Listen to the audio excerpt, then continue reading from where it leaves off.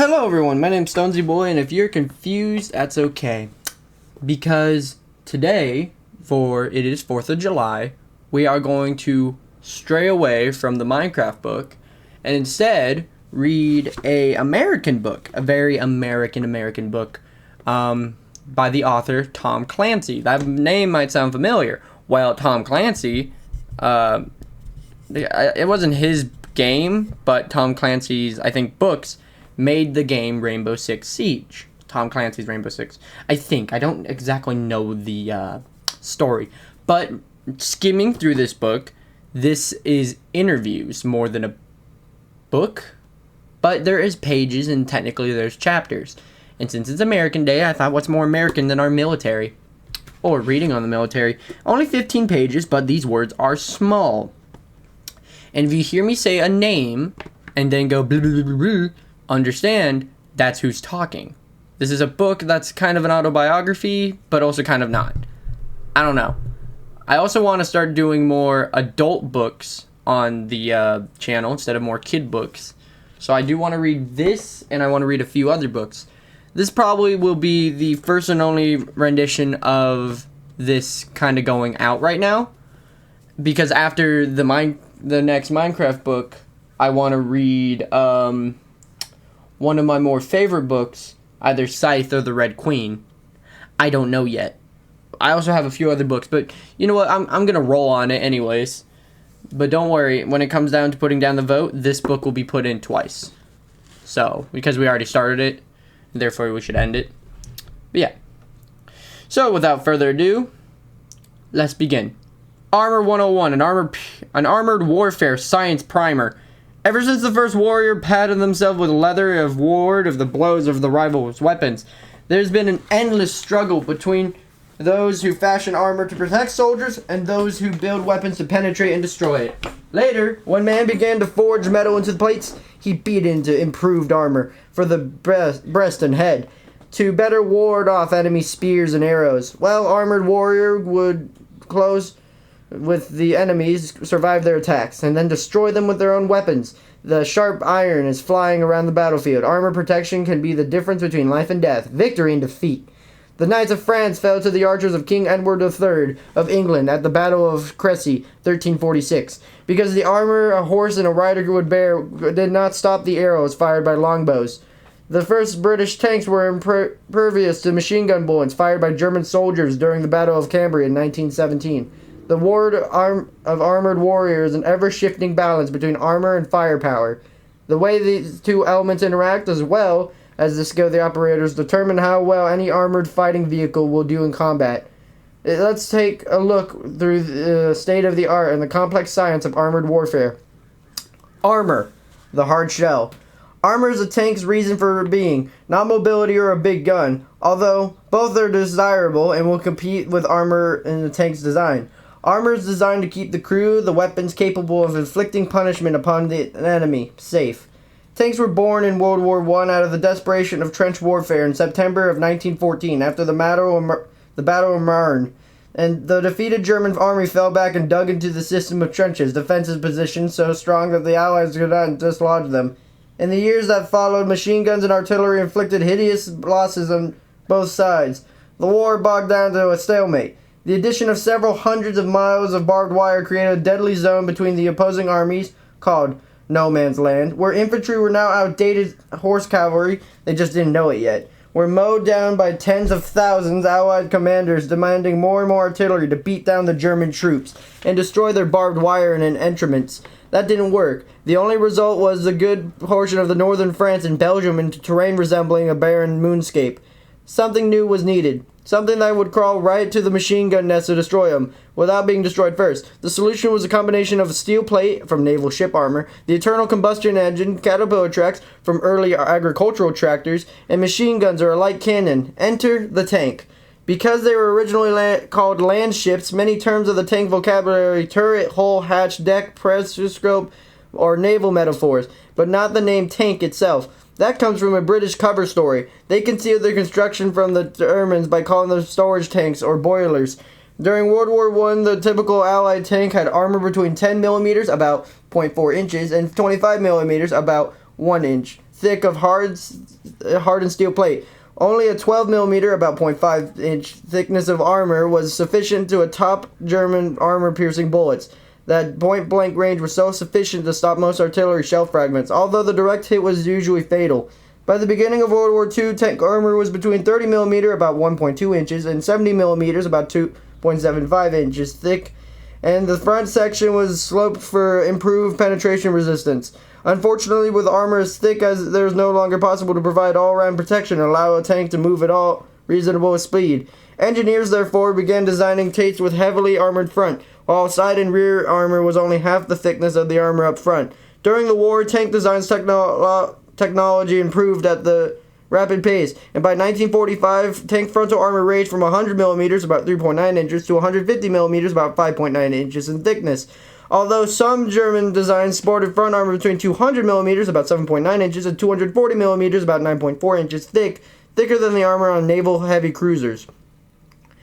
Post-war tank designs follow these trends, with all of them having front armor thickness of 100 millimeters, about 3.9 inches, to 120 millimeters, about 4.75 in range. There were, however, significant improvements in the size of the power of the main guns. Bore size, the diameter of the shell fired by the gun, had now grown between 100 millimeters, about 3.9, to 115, about 4.5, as compared to the 75 millimeter, about 2.9, and 90 millimeter, about 3.5. That was the average during the last years of World War II. Meanwhile, short-range anti-tank launchers like American Bazooka and German Panzerfaust gave infantry a tank-killing weapon. By early 1960s, frontal tank armor started to increase in thickness again, mainly in response to the larger penetration capabilities of the new high-explosive anti-tank heat projectiles that were appearing on tank gun and recoil rifle rounds, as well as the first of the new anti-tank guided missiles, ATGMs. It was also during the time that the composition of armor began to change, with new designs no longer consisting simply of steel and ever increasing thickness. Instead, armor now combines steel with ceramic laminates and to provide a tougher target for the new types of anti-tank weapons being deployed. This combustion armor was first deployed in the Soviet T-64 main battle tank, MPT, which entered production in 1967. Unfortunately, because of the Vietnam War, the United States fell behind in armor development, so costly that the continuing conflict in Southeast Asia that the U.S. Army missed the entire equipment motorization cycle. Frontline Army units continues to use tanks based on 1950s technology, the M48 and the M60 series, well into the 1980s. Modern tank armor. So what makes the armor of the modern tank and fighting vehicle? 3 ingredients determine just how effective a tank's armor protection system or package will be. They are the thickness of the armor package, the material combustion of the armor package, the slope angle of the armor package outer face relative to an incoming weapon. We'll examine how the 3 ingredients contribute to overall armor effectiveness, how they work together against various forms of attack. After that, we'll look at how exotic new generation of explosive reactive armor era and how they changes the picture. Armor thickness. Where armor is concerned, there is an old design axiom that thicker is better. Through the reason for this is intuitively obvious, I need to explain how the axiom is valid today and how it has changed. All modern anti-tank weapons, with the exception of a few mines, use some sort of penetrator or pierce the tank armored hide and cause havoc inside the vehicle. The more material a penetrator has to work way through, the lower the chance of lethal penetration. But there is a practical limit to how much armor a tank can have still move across the terrain. Carry a useful weapon, a large solid block of steel is fairly safe from penetration, but it just sits there and doesn't do anything. The classic material for tank armor is a family of high-quality steel alloys, rolled to provide a uniform thickness as well as the best combination of strength and hardness. Because of the material of its uniform hardness throughout, this type of armor is called rolled homungus armor, or RHA, and it's the standard by which all armor types are judged. Through many factors other than just thickness to go into estimating the RHA equivalent, measured in millimeters of RHA armor plate, or a given type of armor, the simple numerical rating allows all types of armor to be evaluated comparatively. For example, the 1943 vintage M4 Sherman tank that my wife, Wanda, gave me for Christmas a few years back was an RHA equivalent thickness of 100 millimeters, 3.9 inches. By the comparison, the first M1 Abrams tank delivered the early 1980s had an RHA equivalent value of almost 450 millimeters, about 17.7, against the kinetic energy penetrator, solid shot, and the current version of the Abrams, the M1A2, has the RHA equivalent value of almost 800 millimeters, about 31.5, against the kinetic energy penetrator of an amazing 1,300 millimeters, about 51.2, against the heat-type weapons. Materials.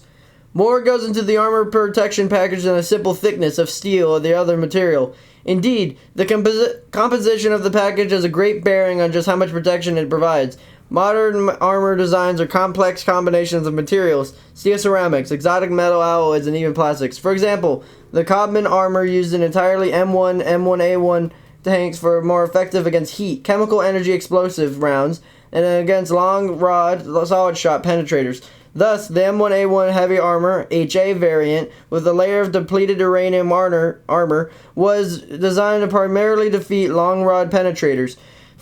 By now, all this talk of heat rounds and long round penetrators may have you wondering what I'm referring to, so perhaps some explanation is necessary before we go on. Heat, or shaped charge rounds, are the origin of the Second World War when weapon markers borrowed an old miner's trick to shape or focus the energy from an explosion into a small area so it could penetrate armored plate. By the end of World War II, such munitions became a serious threat to the tank.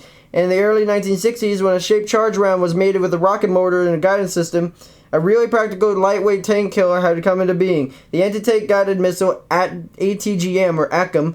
Now small vehicles and infantry had the ability to attack and defeat a tank's frontal armor. Such an attack would have been suicidal in the past. The ATGM provides self in the 1973 Arab-Israeli war. When several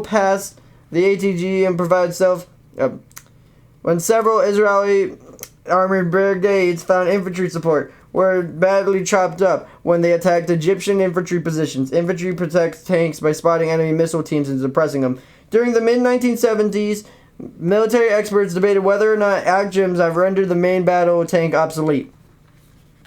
But some officers in the U.S. Army chose to look upon the data of the 70 war as more of the emphasis for the tanks. A longer look at the operational data from the war showed Western tank designers that existing armor types, usually a thin face-hardened surface layer on the thick pallet of RHA, did not provide sufficient protection against the current generation of heat warheads, let alone the next generation due to appear in the early 1980s. As we mentioned earlier, the Soviet Union was fielding tanks in the 1960s with combination metal and ceramic armor, long before the Western opponents, but in the early 1970s the British Army Research Facility in Chobham, England, developed the revolutionary type of armor in honeycomb ceramic composite layer sandwiched between steel plates. This new material combination is a codename Burlington, but it was no longer known by its trade name, Cobham armor.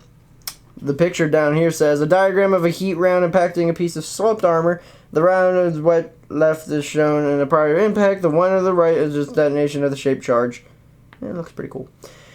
Because of their mechanical properties, mixed layers of ceramic and metal composites offer excellent protection against heat rounds. Ceramics are amorphous, that was the way they do it, like crystalline structure like metals, but more fluid-like with a fairly random molecular structure. So when a heat round strikes combination armor, the explosive jet quickly pushes through the outer steel layer and tries to burrow through the ceramic. However, unlike metals, which break up along structural boundaries between individual crystals, which they separated, ceramics tend to flow around the jet and break into smaller jetlets, which are quickly dissipated. The disadvantage of combination armor is that they're very bulky, since the ceramic and composite layers are to be sufficient depth and to break up the jet. Consequently, although the ceramics are lighter than metals, the overall weight or mass of the combination armor packages tends to be about the same as the RHA, or given level of protection. Examples of its use can be found in the turrets designed in the American M1 Abrams and the British Challenger tanks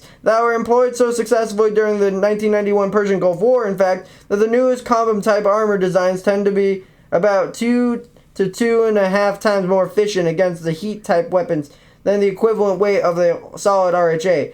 By the early 1980s, as tanks and combination armor entered service, heat rounds became less of a threat to tank survival. This made the kinetic energy penetrator once again the main tank killer. Kinetic energy penetrators rely on impact to pierce armor, while heat rounds derive most of the penetration capability from the explosive jet's velocity. Kinetic jet energy penetrators both use mass and velocity to do the job. Modern armor-piercing, fin-stabilizing, discarding Sabot APFSDS rounds are very dense, long, slender darts, hence the sufficient kinetic energy. The dart goes right through the tank's armor and raises hell inside. These long rod penetrators, unlike the shape-charged jets, are solid and not broken by amphoria structure and ceramics and combination armor. However, the ceramics possess another property that affected the kinetic energy rounds. The property is hardness, the ability of the material to resist the scratching and penetration. The higher the hardness value, the greater the kinetic energy required to penetrate the material. Now, as far as kinetic energy protection is concerned, RHA is pretty soft stuff, relatively speaking, and can easily be pushed aside by a high-velocity rock penetrator through steel and hardened by special treatments such as nitriding or cat bursing. You can't make an entire hole out of very hard steel. It's exceedingly difficult to fabricate and wield large thick pieces of high hardness steel into armor structures. Another problem is that the metals with high hardness are brittle and tend to shatter like glass under high energy impact. So combining layers of hard and soft steel is advantageous, and if the hardened face steel is tough enough, the attacking projectile may be deflected outright, break up on impact, or have a no squash, i.e. no longer a nice sharp point. Because of this blunting effect, the projectile is to expend more energy to penetrate underlying softer steel, and the softer steel can absorb energy because it relatively deforms or gives under the load. In this way, it tends to dissipate the energy of the round. Steel, however, this is relatively soft compared to ceramics. For example, silicon carbide, a ceramic used to make drill bits, is about 3 to 4 times as hard as RHA. Thus, the combination armor with hard ceramic composite blocks reported by RHA protects against kinetic energy attacks about as well as a combination of hard and soft steels. One needs to remember that these armors were specifically designed to defeat a large heat warheads and ATGMs. Another advantage, sort of black-handed advantage actually, that combination armor over RHA was that it's usually thicker, so there is more material and long rod penetrator as to go through before it gets to the inside of a tank. And the addition of the layer of depleted uranium, DU, in the HA variant, the M1 Abrams tanks, makes it even more resistant to kinetic energy rounds. While precisely how this done remains one of the really back secrets within the U.S. Army. It doubles its effectiveness with the M1's armor against the long rods. The exact composition of the M1's armor is so secret that the armor package stuffing room is the only place that you're not allowed to see in the M1 factory of Lima, Ohio. In fact, one of the workers in the factory floor described it as kryptonite room. Armor slope.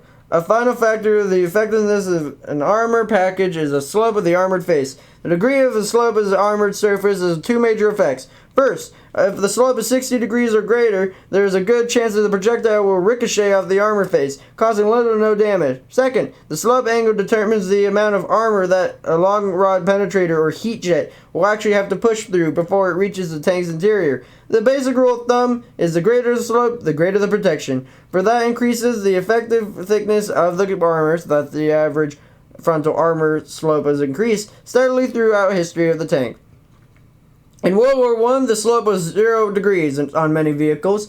By the end of World War II, frontal armor slopes began 45 and 60 degrees. Modern main battle tanks generally have a front armor slopes around 70 degrees, although the M1 series of tanks have a front armor slope about 80 degrees. Thus, if a tank has frontal armor plate at 200 millimeters thick, the slope of 70 degrees, then the actual thickness of the weapon would be 584 millimeters. This is a lot of armor. So, how do all these things add up when it comes to the World War tank design? Consider the following. The Russian T-72 tank, according to reports published by the defense journals, have frontal armor made up the layered combination of steel, ceramics, and composites. Its thickness is about 200 millimeters and a slope is 68 degrees. A rough calculation of the RHA equivalents of our chemical and kinetic energy attacks would give the RHA equivalent of 720 millimeters, about 28.3, against a heat round, and 454, about 17.9, against the kinetic energy penetrator. The danger of this type of calculation is that each armor type can't be easily boiled down to a simple number. And there's a little published in the open literature about how different types of armors arrays react to each type of weapon. That is a crude estimate. The T-72 does illustrate, though, is that it probably is sufficient protection with withstand an attack from almost all infantry anti-tank weapons with heat rounds. 400 to 600 millimeter penetration capability, such as the Russian RPG-7. In addition, penetration isn't the end itself. There must be sufficient residual energy in the heat jet to disable or kill a tank and its occupants. If an ATGM has enough energy to penetrate the armor, the tank will be able to fight. Thus, there will be some residual energy left to blow fragments and spalls, chunks literally peeled off the armor, into interior in order to kill the tank or the crew. Reactive armor. The newest fashion in armor technology is explosive reactive armor, ERA. ERA is developed by Israel under the trade name of Blazer and deployed in Israeli Merkava, as well as the US-made M60 and M48 pattern tanks. During the 1982 Lebanon invasion, during the operation, the Israeli army lost several tanks fitted with the ERA, and it's rumored that the Arabs gave samples to the Soviets. In any event, by about 1985, Soviet T-64 and T-72 and T-80 tanks started showing up with heavy applications of ERA on the front, sides, and turret. By adding the ERA to the tanks, already fitted with heat-resistant combination armor, the Soviets had sufficient protection against virtually all current ATGMs. ERA looks like a set of child's toy blocks. It's usually fitted with a shaped charge jet, fits with an ERA block. The impact detonates an explosive charge sandwiched between two steel plates. This explosion pushes the outer plate into a heat jet, which is how they cut through the plate to get through the main armor. The inner plate is driven against the hole and the rebounds back into the path of now disrupted jet. The energy of the shaped charge jet is absorbed by two moving plates. As the jet is most kinetically cut through the fresh material, the remaining highly disrupted jet lacks sufficient punch to penetrate the main armor. ERA does not have some limitations, however. The effectiveness of the ERA against the shaped charge jets is dependent on the slope angle. When you look at the Soviet and Russian T-72 fitted with the ERA blocks, you will see roughly the same angle as the main hull, at an angle of 68 degrees. The ERA disrupts approximately 75% of shaped charge jet, but ERA is not an angle of 0, only disrupts about 10 to 15% of heat jet. It didn't take long to figure out the top attack, a warhead firing down into a tank, was one way to defeat a new armor variation. Even if you completely cover the top of the turret with ERA, a top attack warhead will strike at an angle close to 0. If you gain a little extra protection for the cost and weight, the Swedish Bill and the US TOW 2B are examples of this technique in use. Other variations are dual warhead, which uses a small explosive charge to detonate reactive armor block. This is followed by a main warhead to defeat the primary armor of the tank, such as the dual warhead is used in the US Army's latest model of Hellfire anti-armor missiles. The Russians have even designed a triple warhead, 125mm heat round, designated 3BK27, which are reportedly able to defeat modern Western armor packages. Earlier, I mentioned that the long rod penetrator could also detonate the ERA block. However, unlike the heat round explosive jet, which is very little mass, the long rod is just too massive for the thin steel plates of the ERA block. As a result, the penetration is only marginally degraded by going through a layer of ERA. There's drawing boards of the ERA block with thicker plates designed to snap a long rod penetrator in two through the shearing action, while the thick wall ERA gives improved protection against the long rods. The protection it gives against heat round is reduced. There's no such thing as a free lunch. Using ERA possesses two more problems. First, it is one-shot protection. Once a spot in the ERA projected vehicle is hit, the area in which it's struck is no longer shielded until you install a new ERA block. Second, dismounted infantry cannot escort tanks fitted with ERA because the exploding ERA blocks throw out lots of fragments, shredding any nearby troops. In other words, modern battle tanks have not come science fiction ogres, irresistible killing machines. For one thing, it must be remembered that today's tanks are armored fighting vehicles, only have massive protection on the front of the vehicle. The sides, rear, top, bottom are the only relatively thin-skinned, but there's no way to angle the armor in these locations effectively. So while the T-72 with reactive armor has an RHA equivalent over 1,000 millimeters, about 39.4 inches against the heat round on its front, is the best between 100 millimeters, about 3.9, 135 millimeters, about 5.3 of RHA equivalent armor on the sides and even less in the rear. Thus, a tank is anything but invulnerable, and the only good tactical employment is be a strong side aimed toward the weapon or trying to destroy it. Consider the following. A Hellfire tank anti-missile originally fielded about in 1986 and about 1,050 millimeters of RHA penetration capability, and probably would not penetrate a Soviet T-72 tank in front plate augmented with reactive armor, but it fired into the T-72 sides of German World War II Panzerfaust 100, fielded in 1944 with about 200 millimeters RHA penetration capability, would cut right through and probably knock the tank out. Hellfires fired at T-72s from the side during the Desert Storm usually blew the tank's turret into the air and blew out the sides of the armored box hull. Thus, the Ogre has Achilles' heels. And that brings up the point about the Soviet tank design. Compared to the tank designs of the West, Russian tanks have a small front profiles. Russian tanks are designed to present the smallest possible target, reducing the probability of being hit. When they're trying to sell their tanks to other countries, the Russians promote the significant disadvantage. In comparison to the German Leopard 2, for instance, the T-72 is roughly half a meter, about 20 inches, shorter than the height and 3/4 of a meter, about 30 inches, shorter than the length. Additionally, compared to the massive box-like turrets of the German Leopard III and American M1 Abrams, Russian turrets are also fairly small. Unfortunately, users of Soviet tanks like the T-72 have found the relatively small reduction in the target area means severely reduced internal volume. In comparison to Western tanks, Russian tanks have about half the usable internal space. Should a long rod penetrator or shaped charge explosive jet penetrate the hull or turret, there's a higher probability that the fragments of the spall will hit something critical. There is simply less space to rattle around in, and as much small turrets. The Russians have no room for spore ammunition in the blast-resistant buses without blowout panels, such as the American Abrams tanks employ. Instead, they have to store ammunition down in the hull, risking catastrophic explosion of the armor if penetrated. So, if a Russian-used tank salesman offers you a deal on so low-mileage T-64s and T-72s, just say niet. Anti-tank weapons. The Dragon Killers. Over the last 3/4 of a century, a variety of different weapons have evolved to destroy the armor monsters that roam the battlefield. The first anti-tank weapons were large caliber rifles, similar to those of the hunting elephants and rhinos, firing heavy slugs. These crude weapons were soon replaced by more effective methods of penetrating armor. Historically, the most dangerous enemy of a tank is another tank. The projectiles thrown by the tank's main guns have become the most lethal anti-tank weapon. To understand why, let's look at a few of these Dragon Killers.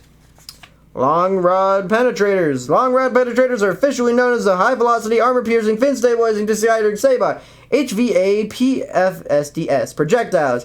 These are sub-caliber, smaller than the diameter of the firing gun, projectiles designed to penetrate a tank's armor through King Edward's longbow archers in the Battle of Clancy. Modern long rod penetrators are made of solid tungsten and depleted uranium alloys. Both are extremely dense and very hard. Some earlier long rods were made of stainless steel and tungsten cores, but these tended to shatter on impact. With the modern armor packages used on today's tanks, depleted uranium DU alloys have slightly better penetration performance than tungsten alloys, but DU is somewhat radioactive, and the dust, UO2, uranium oxygen squared, is very toxic. Since tank ammunition is stowed to a separate armored compartment, the tank's crew is effectively shielded from the radiation and chemical hazards before the DU round is fired. Its protection is lost when the round impacts on a target. Consequently, battlefield contamination is raised from environmental concerns. In addition, DU is difficult to manufacture and work with safely, so why bother with DU at all?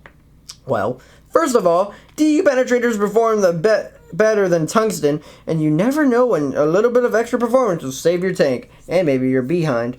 A second, as the DU long rod penetrates armor, the nose flakes into small particles. These particles become incinerated from the friction generated, and then these particles are finally blasted into the tank's interior.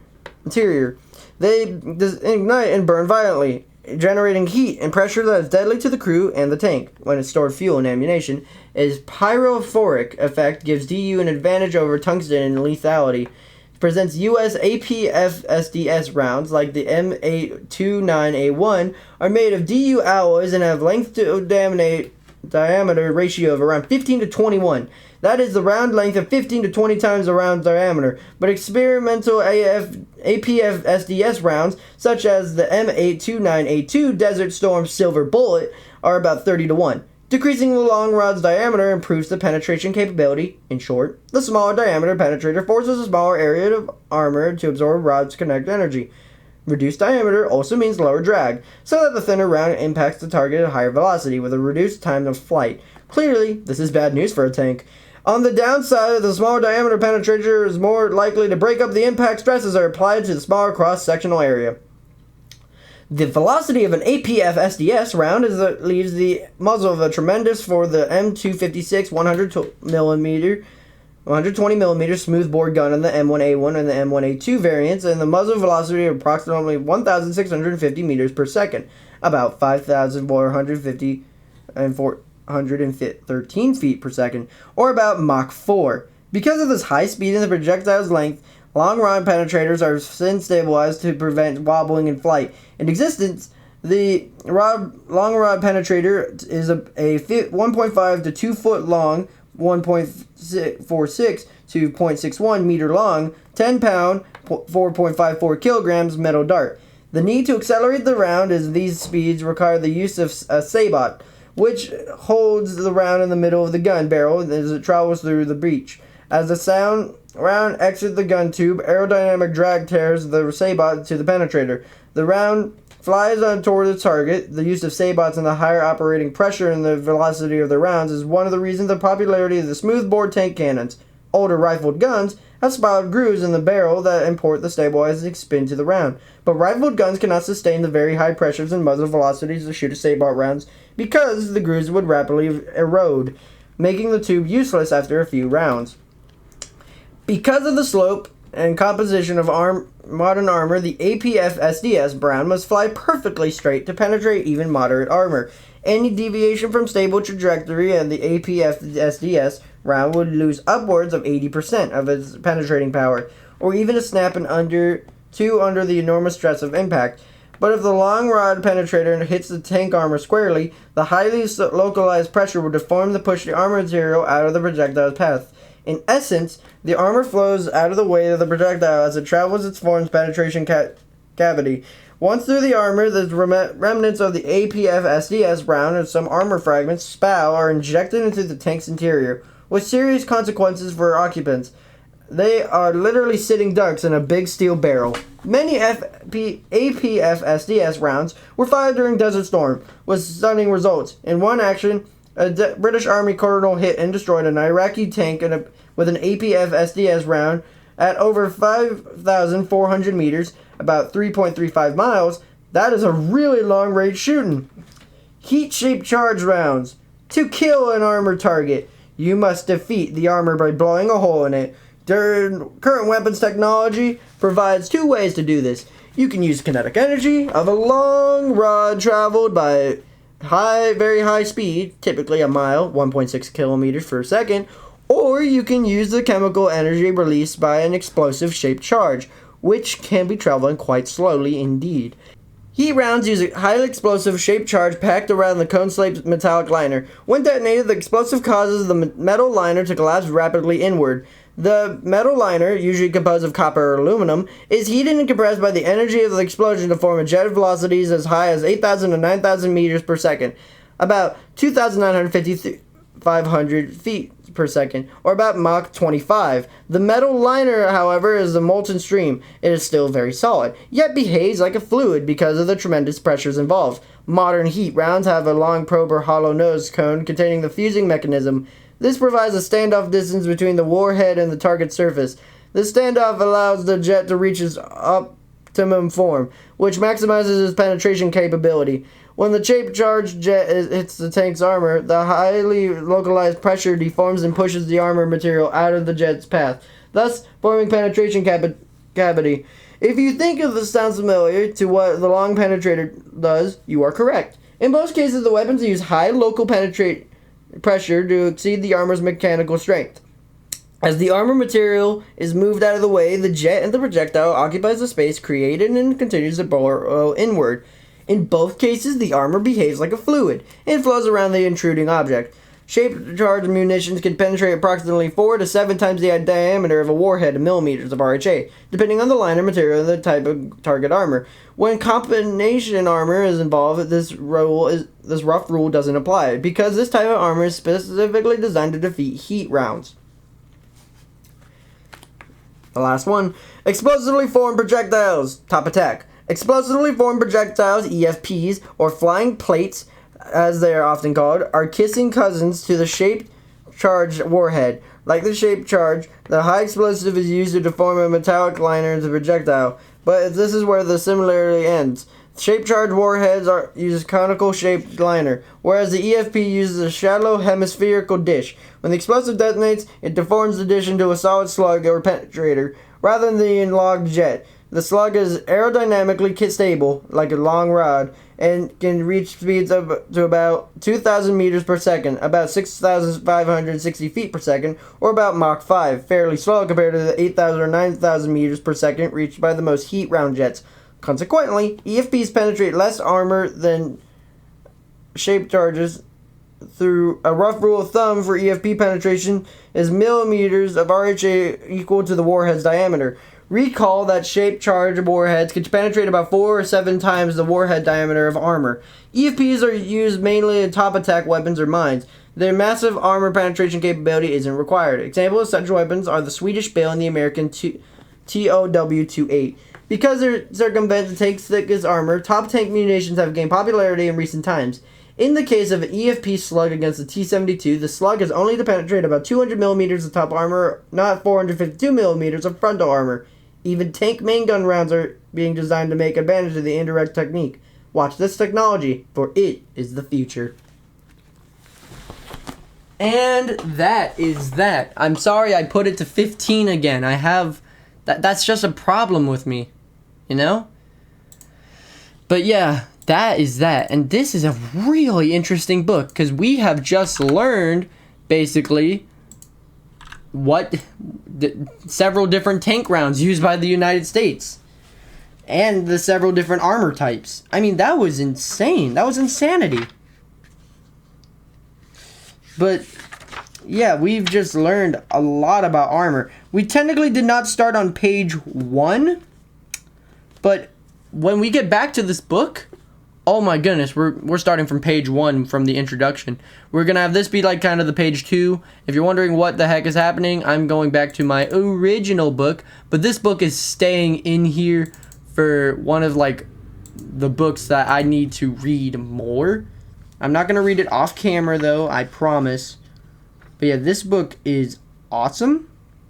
And I'm actually going to put my bookmark in here. Be right back. Now, you guys can still hear me. But yeah, this book is pretty amazing, honestly. We just learned so much about the United States military and how its tanks work. But the start of the story kind of starts off with what is infantry, yada, yada, yada. And this isn't even the only book in the series. There's also submarine, fighter, like this has a lot of learning potential. And I know, why am I on YouTube to learn? That's what school's for. But school will not teach you this. It'll teach you the basics, but not the surroundings. So I think this is really interesting if you're really into military. But yeah. So that's that, and I hope you guys have a super fantastic, wonderful day. If people like Be Efficient, make sure to like, comment, and subscribe. And yes, maybe I did just read all that in one go without a break. And yes, my throat does hurt now. But that was honestly such a fun read, and I hope everyone here has a fun 4th of July. And when you see those fireworks go out, maybe think about, I wonder if they were shot out, if they were shot with a destabilizer or a sabot, so it would shoot out of the barrel properly. And then remember, you learned today, that's because of tanks and farmers with treads for some reason. Anyways, super fantastic, wonderful day, and I'll see you guys next time. Bye-bye!